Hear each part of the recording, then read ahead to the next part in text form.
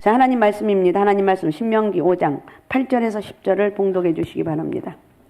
너는 자기를 위하여 새긴 우상을 만들지 말고 위로 하늘에 있는 것이나 아래로 땅에 있는 것이나 땅 및 물속에 있는 것에 어떤 형상도 만들지 말며 그것들에게 절하지 말며 그것들을 섬기지 말라.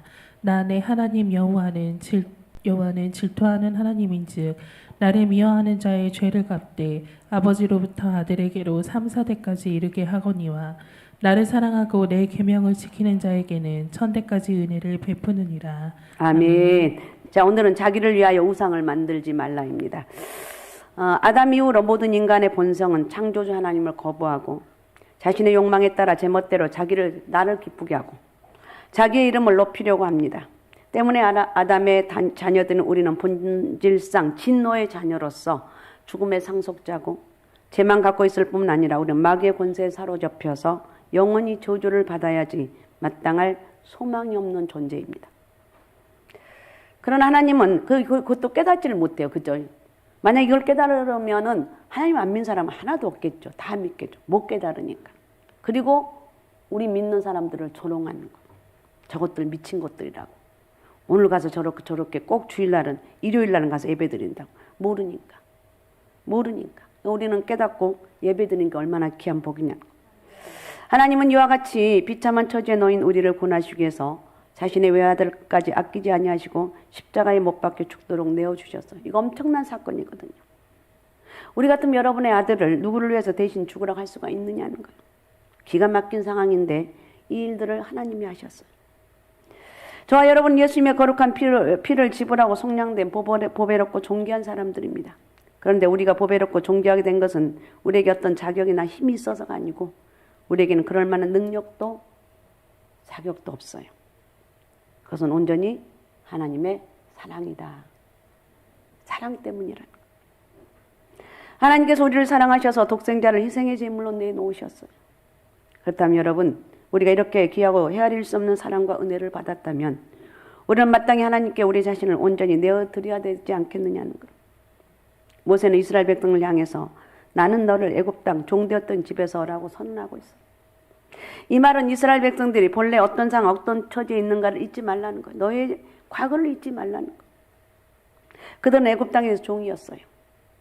그들에게 있어서 애굽 땅은 무거운 짐을 지는 노예의 처소고 극심한 학정과 압제를 당했던 고역의 장소였어요. 무엇보다도 애굽은 우상 숭배의 땅이었기 때문에 영적으로 강한 속박을 받았던 곳입니다. 본문에서 집은 히브리어로 감옥을 의미하기도 하는데 결국 애굽 땅 종되었던 집이란 것은 육체적으로 뿐만 아니라 정신적으로 짓눌리고 고통을 당하면서 자유가 상실된 감옥과 같은 처지의 절망의 장소라는 거예요.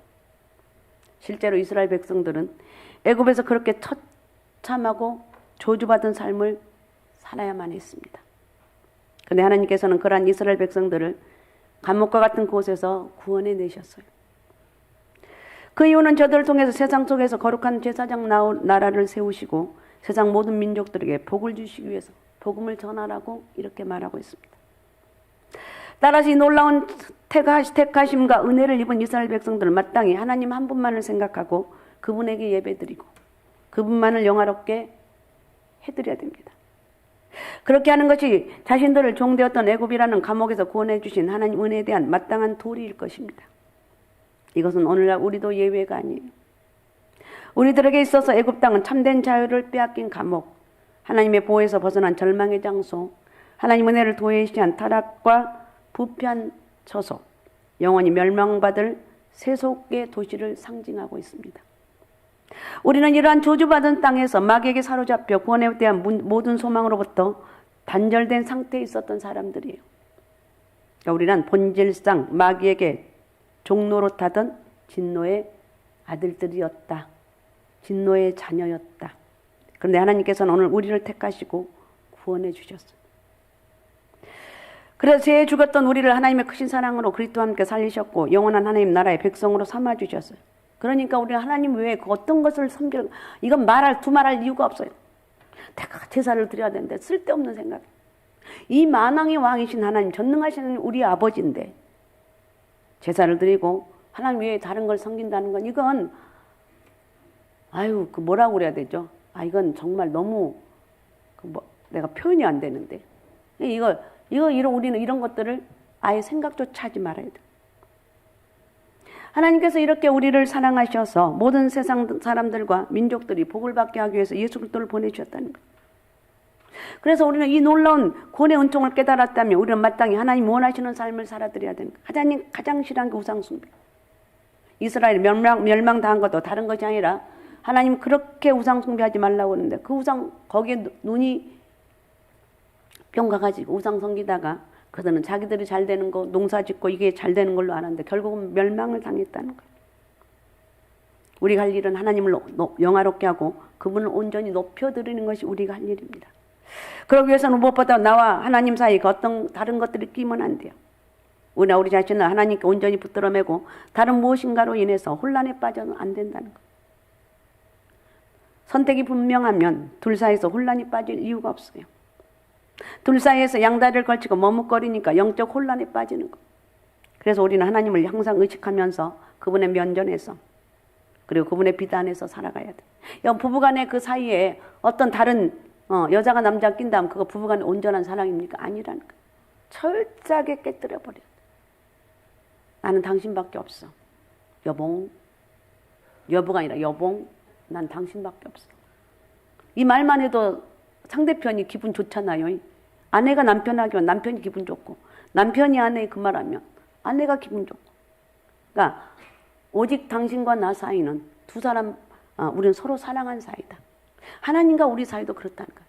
저는 하나님 한 분밖에 없습니다. 이렇게 고백할 수 있죠. 이렇게 고백하라는 거예요. 그래서 마음과 뜻과 정성을 다해서 그렇게 하라는 거예요. 그래서 하나님 온전히 영광을 받으시게 해야 돼요. 그것이 첫 계명인 나 외에는 다른 신을 내게 두지 말라는 말씀의 핵심이에요. 다시 한번 여러분 자신을 살펴보십시오. 혹여 하나님과 나 사이에 다른 그 무엇이 껴있진 않는지, 하나님과 나 사이에 다른 그 무엇이 들게 하지 말라는 거예요. 다른 무엇이 끼어들기 시작하는 순간 하나님 온전히 바라볼 수가 없어요. 그렇기 때문에 결국에는 성령 안에서 은혜도 잃어버리게 되는 거예요. 마음의 참된 평안도 사라질 것이고. 그래서 첫째 계명을 마음에 새기면서 첫째 계명이 중요한 것은 이것이 무너지면 나머지 9가지의 계명도 다 무너진다는 거예요. 첫째 계명, 나 외에는 다른 신을 내게 두지 말아라. 나만 사랑해라. 그럼 내가 너에게 다 주겠다. 할 수 있죠? 하나님만 사랑합시다. 자신들은 자신의 필요에 따라 자신의 욕망을 채우기 끊임없이 우상들을 섬기며 살아왔습니다. 사람들은. 우상이란 것 자체가 인간들이 자신들의 육체적 욕망을 충족시키기 위해서 만든 것이지 실체가 없어요.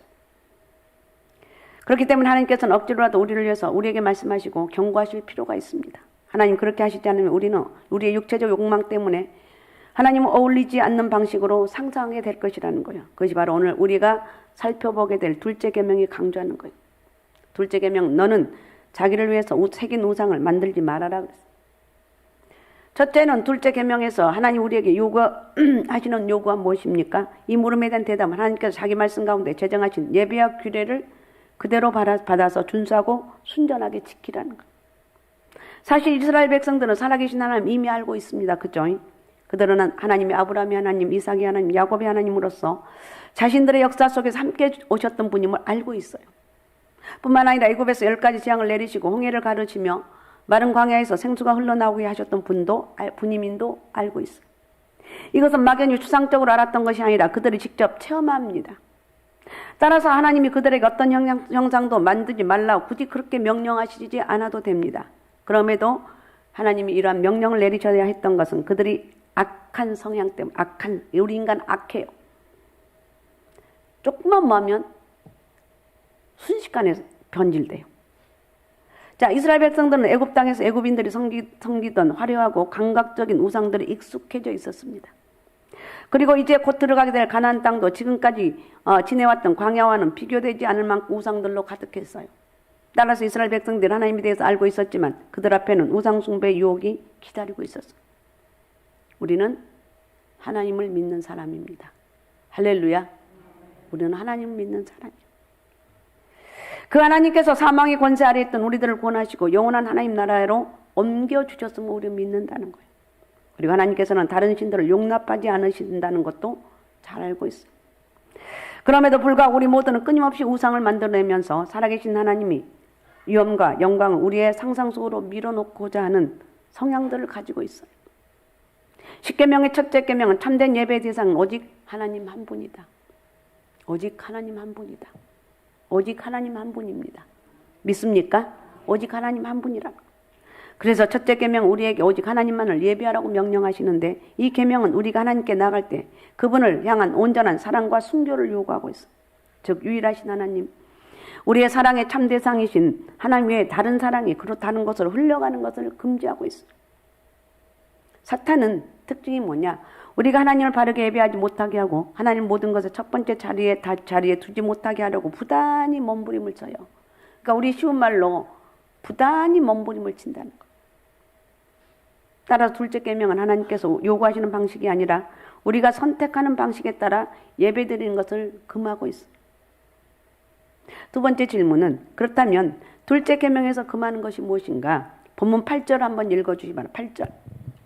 너는 자기를 위하여 새긴 우상을 만들지 말고 위로 하늘에 있는 것이나 아래로 땅에 있는 것이나 땅 및 물속에 있는 것에 어떤 형상도 만들지 말며. 예, 본문에 새긴 우상은 원어적인 의미에서 보았을 때 석재나 금속을 자르고 조각하거나 혹은 흙을 빚어서 만든 형상을 가리킵니다.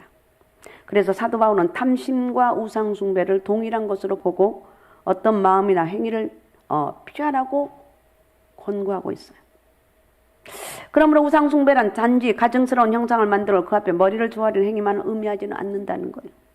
하나님과 나 사이에 다른 그 무엇 하나님보다 더 마음을 빼앗기거나 열심을 내는 일체 모든 행위를 가리켜서 우상 숭배라고 규정한다는 거예요. 그런데 우리는 여기서 세 번째로 이런 질문을 던질 수가 있습니다. 하나님께서는 어떤 형상도 만들지 말라고 하셨는데 그렇다면 예술적인 표현조차도 금지되는가? 이 부분에 대해서 우리가 한번 좀 생각해 봐야 될 것 같아요. 이 질문에 대해서 그렇다고 주장하는 사람들이 있습니다.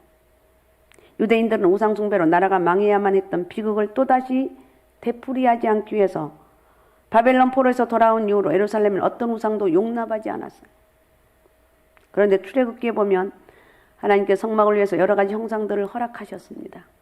성막에는 천사들과 종려나무와 살구나무의 형상과 금촛대와 주발을 만들라고 하셨고 언약궤에는 그룹의 형상이 새겨져 있었습니다. 출애굽기를 읽어보면 하나님은 성막 건축의 책임자로 세웠던 부살렐과 오홀리압에게 성령을 주어서 성령을 부어줍니다. 성령을 부어주니까 그들의 솜씨를 뛰어난 예술가와 장인으로 만드셨어요. 무엇보다도 하나님은 아름다움을 싫어하지 않는다는 것. 성경은 조각이나 미술과 같은 예술적 표현을 결코 단죄하지를 않습니다. 그러므로 어떤 형상도 만들지 말라는 이 계명을 좀 더 명확하게 표현하자면 형상화된 우상으로서 섬길 대상을 만들지 말라는 것입니다. 어떤 물체든지 간에 영적 효력을 지닌 것으로 간주하지 말라는 거예요. 다시 말하면 인간이 만든 예술품이 종교적 숭배의 대상으로 사용될 의도를 가졌을 때 그것을 금하셨다는 거예요. 그런데 우리는 네 번째로 이런 질문을 해볼 수가 있습니다. 우리가 하나님을 보다 더 잘 믿기 위해서 선의의 의도를 가지고 어떤 형상을 만드는 것은 괜찮지 않습니까? 영이신 하나님, 아무것도 보이지 않는 하나님을 온전히 믿는다는 것은 쉬운 일이 아닙니다. 이렇게 말하죠. 타락한 인간들에게는 미신에 빠지게 하는 비뚤어지고 악한 본성이 있어요. 그래서 사람들은 무엇인가를 만질 수 있고 눈으로 볼 수 있는 것을 갈망합니다. 사도들이 죽고 무덤에 묻히자마자 사람들은 그들의 형상을 세우고 우상 숭배하기 시작을 했습니다. 심지어 저들은 성인들과 성모 마리아상, 아기 예수상 등을 만들어서 섬겼습니다. 어떤 형상을 만들어서 하나님을 예배하면 하나님께 보다 더 많이 헌신할 수 있고 신앙생활에도 훨씬 도움이 된다는 것입니다. 그러나 하나님에 대한 인간의 만든 그림이나 형상은 하나님을 우리의 수준으로 격화시키는 결과를 가져온다는 것. 왜냐하면 사람들은 자신의 개념과 수준에 따라서 이런 형상들을 만들기 때문에 그렇습니다. 만들어서 야 우리 하나님이다. 만약에 어떤 사람이 자신의 왕을 나타내고자, 왕이 있는데 왕을 나타내고자 뱀이나 거미의 형상을 만들었다고 생각해 보십시오. 과연 그 왕이 기뻐할까요? 오히려 모욕감을 가진다는 거예요. 하나님도 그렇다는 거예요. 야, 나를 그렇게 만드니? 금송아지로 만드니? 나를 그렇게 만드니? 하나님이 그 진노한다. 그러니까 우리는 그 하나님에 대한 그 존재에 대한 것을 감히 어떤 것으로 표현할 수가 없어요. 하나님 만왕 여왕이시고 말씀으로 우주 만물을 창조하신 분. 그 어떤 것으로도 하나님에 대해서 표현할 수가 없다는 거예요. 무한하신 하나님 유한한 것으로 나타내는 것보다 더 큰 모욕은 없습니다. 더구나 살아계신 하나님을 생명이 없는 것으로 만물의 창조된 어떤 것으로 나타내는 것이 얼마나 모욕이냐는 거예요. 하나님을 나타내기 위해서 우상을 세우는 것은 하나님을 천하게 만드는 거예요. 아, 절대 우리 만들지 말자. 나와 내 집은 하나님만 섬기겠다. 할렐루야. 나와 내 집은 하나님만 섬기겠습니다. 나와 내 집은 하나님만 섬기겠습니다. 철저하게. 세상이 그 어떤 것으로도 하나님과 비교할 수 없다는 거예요. 하나님 영적 실체의 영이기 때문에 그는 보이지 않아요. 그래서 하나님께서는 신명기 4장 15절에서 이렇게 말하고 있습니다. 여호와께서 호렙산 불길 중에서 너희에게 말씀하시던 날에 너희가 어떤 형상도 보지 못하였은즉 너희는 깊이 삼가라. 호렙산에서 하나님 이스라엘 백성에게 불길 중에 계신 것은 하나님의 살아계심을 보여준 것이지 하나님 형상을 보이고자 함이 아니었어. 그래서 하나님이 이렇게 말씀하십니다. 너희가 어떤 형상도 보지 못하였은즉 너희는 깊이 삼가라. 초대교회 암브로시우스라는 사람은 보이지 않는 것은 그릴 수 없다고 말했습니다. 그죠? 영혼의 그림을 그리는 것이나 천사들을 그리는 것은 불가능하다는 것. 왜냐하면 그것들은 영적 성질을 가졌기 때문에. 그것은 우상이 만연해 있는 가나안으로서의 입성을 앞두고 있는 이스라엘 백성들에게 하나님 우상으로 형상하려는 의지를 보셨기 때문에. 그래서 가나안 땅에 들어가기 전에 미리 이것들을 경고하신 것입니다. 너는 자기를 위해서 새긴 우상을 만들지 말아라. 제발 우상을 만들지 말라는. 그럼 우리는 하나님 예배하는 문제와 관련해서 우리 자신의 상상력에 의지해서는 안 됩니다. 오히려 우리는 하나님이 당신의 말씀을 통해서 명령하신 것을 아무것도 덧붙이지 말고 단순하게 믿어라. 하나님 외에는 다른 신들을 섬기지 말라. 나와 내 집은 하나님만 섬기겠습니다. 할 수 있죠. 이거는 내가 지금까지 우상을 섬겼다면 이건 아니구나. 내가 그런 존재밖에 되면 안 되지. 나는 하나님 믿는 사람인데. 만왕의 왕이신 하나님 믿는 사람인데. 이렇게 하면서 오늘 영적인 자존감이 한 단계 더 올라가시기 바랍니다. 그러니까 우리는 오로지 간증할 것은 뭐냐? 하나님 말씀이에요. 하나님 말씀은 하나님과 우리가 인격적으로 연결되어 있음을 보여주고 있어. 그러면 마지막 질문을 드리면 만약에 우리가 하나님의 둘째 계명을 멀리하고 아주 사소하게라도 어떤 형상이나 하나님이 허락하지 않는 다른 예배의 방법들을 고안해낸다면 어떻게 되는가? 자, 9절 한번 읽어주시면 9절. 그것들에게 절하지 말며 그것들을 섬기지 말라. 나 내 하나님 여호와는 질투하는 하나님인즉 나를 미워하는 자의 죄를 갚되 아버지로부터 아들에게로 3, 4대까지 이르게 하거니와. 예, 본문엔 특별히 강조할 필요가 있는 두 가지 내용이 들어있습니다. 하나는 우리는 너무나도 쉽사리 우상 숭배에 빠지는 본성을 갖고 있어. 따라서 만약 우리가 하나님 말씀을 다른 무언가와 뒤섞지 않으려면, 그리고 뭐 이런저런 우상들을 고안해내지 않으려면 하나님이 하신 명령을 유의해야 돼. 왜냐하면 하나님은 우리의 상상력이 아니라 그분의 본성에 따라 순전하게 예배를 받으셔야 되기 때문에 그렇다는 거예요. 다른 하나는 우리가 무엇인가를 고안해내는 것에 대한 구실로 우리의 선한 의도를 내세워서 안 돼. 내가 이렇게 하기 위해서 하나님을 더 잘성해 천만의 말씀 만만의 콩떡이 아니라. 오히려 우리는 하나님이 우리에게 요구하시는 핵심적인 섬김이 순종이라는 거. 있는 말씀을 그대로 순종해라. 있는 말씀을 그대로 믿어라. 그대로 말씀대로 하라는 거. 하나님께서 우상들과 맞서서 나는 내 하나님 여호와라고 선언합니다. 나는 내 하나님 여호와다. 자신의 유엄을 당당하게 드러내고 있어. 그러면서 너희는 우상에 절하거나 섬기지 말라고. 나 외에 다른 것들을 더 사랑하지 말라는 거. 왜? 나 하나님 여호와는 질투하는 하나님이라고 그랬어. 그래서 다른 신들을 내게 두지 말아야 된 이유로 하나님의 유일성. 첫 번째 유일성. 하나님 유일하신 한 분이다. 두 번째, 다른 신들을 전하거나 섬기지 말아야 된 이유로 하나님이 질투를 말하고 있습니다. 여기서 질투로 번역된 히브리어 칸나는 인간의 재성이 포함된 질투가 아니라 우리처럼 죄성이 포함된 질투가 아니라 하나님의 거룩한 질투에만 사용되는 단어라는 거예요. 즉 이것은 하나님께 돌려야 될 영광이 다른 에게로 옮겨지지 않게 하려는 하나님의 절대적인 의지 표현이에요. 작은 것에 여러분 거기에 목숨 걸지 마세요. 작은 것은 그냥 지나가요. 혹시 잘못한 것도 있어 그냥 지나가는 거예요. 아이고 내가 잘못해서 그냥 넘어가는 거예요. 우리 왜 인간은 잘못할 수밖에 없기 때문에 그렇다는 거예요.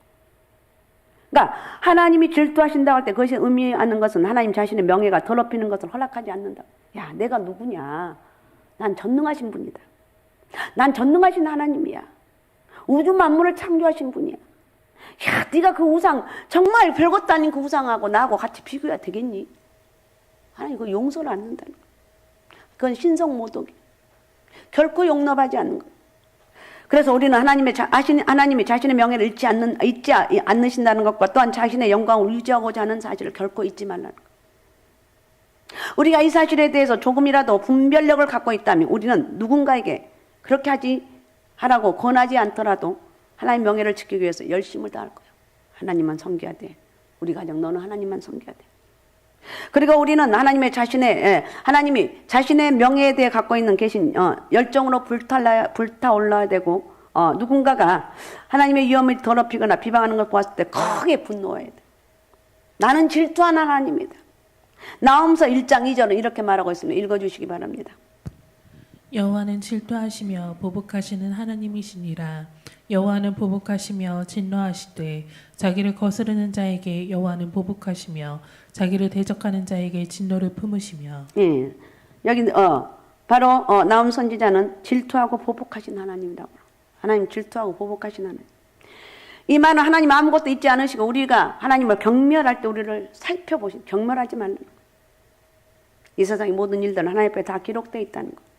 그리고 언젠가 그 모든 일에 대해서 심판하실 것입니다. 이때 선지자는 하나님의 자신의 명예를 지키려 하신다고 말한 동시에 또한 그분이 대적들을 벌하시기에 충분한 힘을 갖고 계시며 아무도 그분의 손에 벗어날 수 없다고 말하고 있어요. 적당한 때가 이르면 하나님을 경만했던 자들은 그동안 자기들이 어떤 분을 상대해 왔는지를 분명하게 알게 된다는 거예요. 질투하시며 보복하신 하나님, 보복하시며 진노하신 하나님. 이 말은 하나님 이 말씀을 그냥 장난삼아서 우리를 위협하기 위해서 하신 말씀이 아니라는 것. 하나님 질투하심을 이행하실 만큼 충분히 강력한 하나님이라는 것. 자, 그러면 우리가 하나님 이렇게 우리가 두려워만 해야 되는가? 아니라는 거예요. 저주하시기만 하는 분이 아니라는 거예요. 하나님 자신의 계명을 지키는 자들에게 사랑이란 단어를 시작하는데, 자 10절 한번 읽어주기 바랍니다. 10절. 나를 사랑하고 내 계명을 지키는 자에게는 천대까지 은혜를 베푸느니라. 아멘. 우리 10절 다 같이 한번 읽어볼까요? 자, 같이 읽습니다. 시작. 나를 사랑하고 내 계명을 지키는 자에게는 천대까지 은혜를 베푸느니라. 아멘. 하나님 제발 우상숭배. 하나님 제일 싫어하는 게 나보다 더 다른 정말 만들어 놓은 쓸데없는 것을 하는 그걸 못 견디는 거예요. 그걸 정말 어쩌면 이스라엘 나라 망하게까지 하면서도 이걸 그렇게 싫어한다는 거예요. 그러나 나를 사랑하는 자에게는 천대까지 은혜를 베푼다고 말하고 있습니다. 우리는 하나님 말씀 앞에 복종합시다.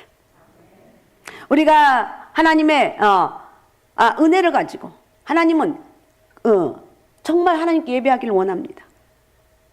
그래서 종의 마음을 가지는 것이 아니라 우리 하나님의 자녀로서 진지하고 즐거운 마음으로 하나님 앞에 영화롭게 하고 내가 하나님 사랑합니다. 내 사랑이 정말 하나님 사랑이면서 너무나 보잘것없지만 그래서 나는 온몸과 마음을 다해서 하나님을 사랑합니다. 이렇게 여러분이 순종하는 마음으로 예배를 드리라는 거예요. 그럴 때 우리 하나님은 우리 아버지가 되셨기 때문에 우리에게 은혜를 베풀어 주신다는 거예요.